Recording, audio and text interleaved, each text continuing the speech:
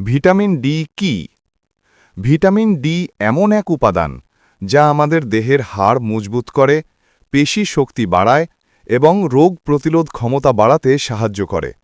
এছাড়া এটি মন ভালো রাখতে এবং স্নায়ুর কাজ ঠিক রাখতে গুরুত্বপূর্ণ ভূমিকা রাখে।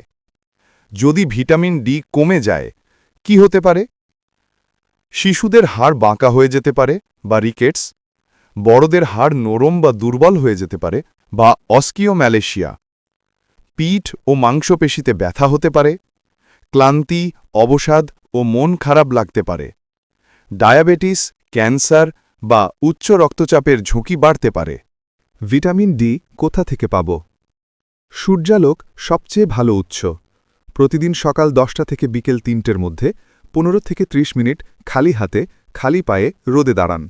রোদ ত্বকে পড়লেই দেহে ভিটামিন ডি তৈরি হয়। ভিটামিন ডি সমৃদ্ধ খাবার: ডিমের কুসুম ও মাশরুম, ইলিশ ও চর্বিযুক্ত মাছ, মাছের তেল, গরুর কলিজা ও লাল মাংস, দুধ ও দুগ্ধজাত খাবার। ভিটামিন ডি এর ঘাটতি রোধ করতে কি করবেন? প্রতিদিন কিছু সময় রোদে থাকুন। প্রতিদিনের খাদ্য তালিকায় ভিটামিন ডি সমৃদ্ধ খাবার রাখুন। গর্ভবতী নারী, শিশু ও বৃদ্ধদের দিকে বিশেষ নজর দিন। রক্ত পরীক্ষা করে ভিটামিন ডি কম কিনা জেনে নিন। প্রয়োজন হলে চিকিৎসকের পরামর্শ নিয়ে সাপ্লিমেন্ট নিন।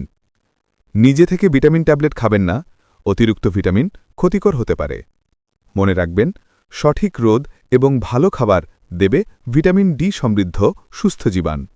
এই তথ্যটি নিজে জানুন এবং অন্যকেও জানান। সূত্র: বাংলাদেশ ফলিত পুষ্টি গবেষণা ও প্রশিক্ষণ ইনস্টিটিউট, বার্টান, কৃষি মন্ত্রণালয়।